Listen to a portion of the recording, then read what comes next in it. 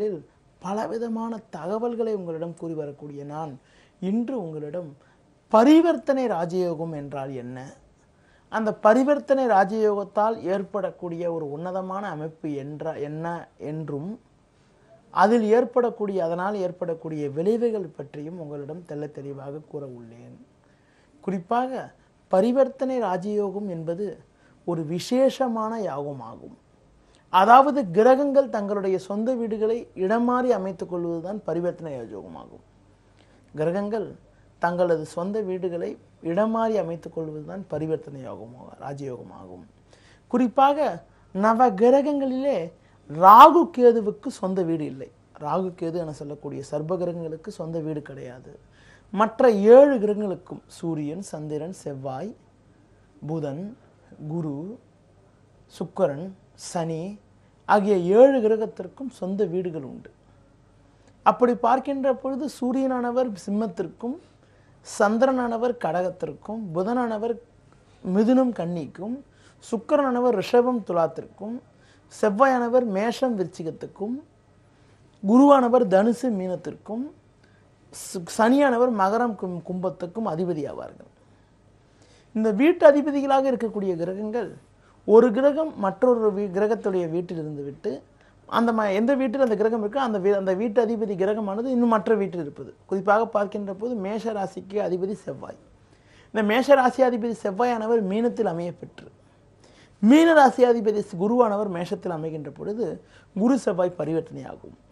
அதுபோல மேஷ ராசிக்கு அதிபதியான செவ்வாயானவர் போய் சிம்மத்தில் அமைய பெற்றுவிட்டு சிம்ம ராசிக்கு அதிபதியான சூரியனானவர் மேஷத்தில் அமைகின்ற போது சூரியன் செவ்வாய் பரிவர்த்தனையாகும். இப்படி இடமாறி பரிவர்த்தனை பெறுகின்ற பொழுது அது ஒரு மிக சிறந்த ராஜயோகமாகும். இந்த மிக சிறந்த ராஜயோகமானது ஒரு ஜாதகத்தில் அமைகின்ற பொழுது அந்த கிரகம் 2 கிரகமுமே ஆட்சி உச்சம் பெற்ற அளவிற்கு, ஆட்சி பெற்றால் என்ன பலன் தருமோ அது அளவுக்கு நல்ல பலமான பலனையும் நல்ல வலிமையான பலன்களை தருவது மட்டுமின்றி அந்த ஜாதகரை சகல விதத்திலும் சமுதாயத்தில் ஒரு உயர்ந்த நிலையை அடைய வைக்கக்கூடிய ஒரு உன்னதமான சூழ்நிலை உண்டாகும். குறிப்பாக பொதுவாக பரிவர்த்தனை பெறுகின்ற பொழுது ஒரு ஜாதகத்தில் லக்னத்திற்கு சுபஸ்தானாதிபதிகள் பரிவர்த்தனை பெறுவது மிக மிக சிறப்பு. அதுவும் குறிப்பாக சுபஸ்தானங்கள் என வர்ணிக்கப்படக்கூடியது லக்னத்திற்கு கேந்திரம், திரிகோணஸ்தானம் 2 11 ஸ்தானமாகும். கேந்திரஸ்தானமும் திரிகோணஸ்தானமும், கேந்திரஸ்தானம் என்பது 1 4 7 10, திரிகோணஸ்தானம் என்பது 1 5 9. அதுபோல ஒரு நல்ல ஸ்தானம் என வர்ணிக்கப்படக்கூடியது 2ஆம் இடமும் 11ஆம் இடமும். பொதுவாக இந்த ஸ்தானாதிபதிகள் ஒருவருக்கொருவர் பரிவர்த்தித்துக் கொள்வது 1 4 7 10 அதிபதிகளும், அதாவது 1 4 7 10 + 5 9 அப்புறம் 2 11, இந்த ஒரு 4 + 2 ஒரு 6 6 + 1 2 8 ஸ்தானாதிபதிகள் ஒருவருக்கு பரிவர்த்தனை பெறுவது மிக சிறப்பான அமைப்பாகும்.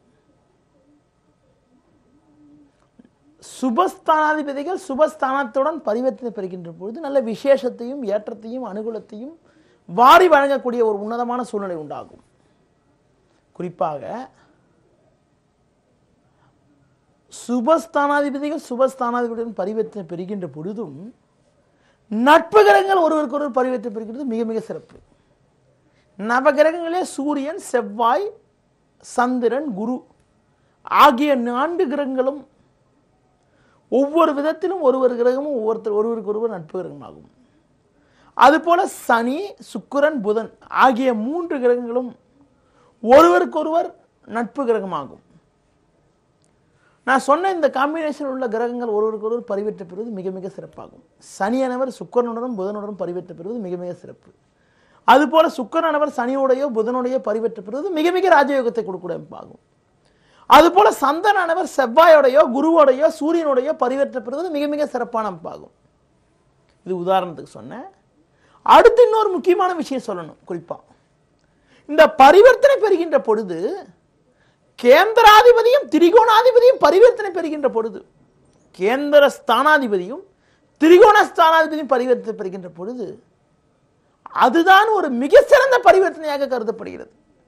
என்ன மிக சிறந்த பரிவர்த்தனைனா, ஒரு கேந்திர ஸ்தானம் சொல்லக்கூடிய 4ஆம் அதிபதி 5 9 அதிபதியுடன் பரிவர்த்தனை பெறுவதும், 5ஆம் அதிபதி 4 7 10 அதிபதியுடன் பரிவர்த்தனை பெறுவதும், 9ஆம் அதிபதி 4, 7, 10 அதிபதியுடன் பரிவர்த்தனை பெறுவது மிக மிக சிறப்பான அமைப்பாகும். ஒரு கேந்திராதிபதியும் ஒரு திரிகோணாதிபதியும் பரிவர்த்தனை பெறுகின்ற பொழுது, அதுவும் குறிப்பாக உச்ச கேந்திரம் சொல்லக்கூடிய 10ஆம் வீட்டதிபதியும் உச்ச திரிகோணம் சொல்லக்கூடிய 9ஆம் வீட்டதிபதியும் ஒருவருக்கொருவர் பரிவர்த்தனை பெறுகின்ற போது யோகங்களே மிக சிறந்த யோகமான தர்ம கர்மாதிபதி யோகம் உண்டாகிறது. அப்படிப்பட்ட யோகமானது ஒரு ஜாதகத்தில் ஏற்படுகின்ற பொழுது அந்த யோகத்தினுடைய பலமானது மிக சிறப்பான பலனை உண்டாகிறது. அதுபோல ஒருவர் ஜாதகத்தில் 7ஆம் வீட்டதிபதியும் 10ஆம் வீட்டதிபதியும் பரிவர்த்தனை பெற்றிருக்கின்ற பொழுது, பரிவர்த்தனை பெற்று அமைய பெற்றிருந்தால் அது ஒரு மிக சிறந்த பரிவர்த்தனையாகும். அந்த மிக சிறந்த பரிவர்த்தனையால் கூட்டு தொழில் மூலமாக அனுகூலங்களும் ஏற்றங்களும் உண்டாகக்கூடிய ஒரு உன்னதமான சூழ்நிலை உண்டாகும்.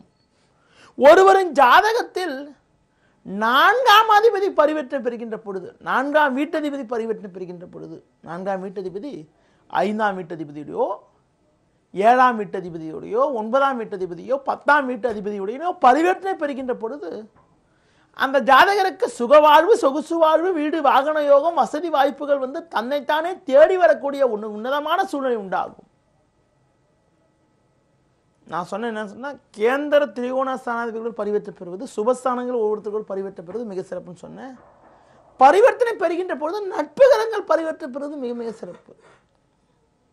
குறிப்பாக நான் என்னென்ன கிரகம் நட்பு கிரகம் ஒருவருக்கு நட்பு கிரகம் சொன்னேன். இப்போ சூரியன் சனி பரிவர்த்தனை அவ்வளோ சிறப்பான பரிவர்த்தனை சொல்ல முடியாது.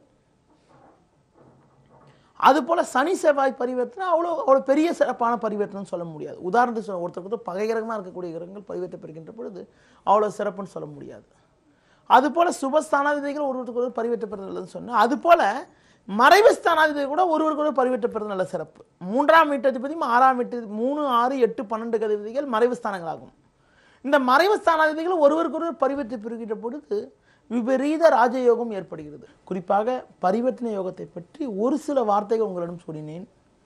மீண்டும் நாளை காலை சந்திக்கின்ற போது பல்வேறு புதிய தகவலுடன் உங்களை சந்திக்கிறேன். நன்றி, வணக்கம்.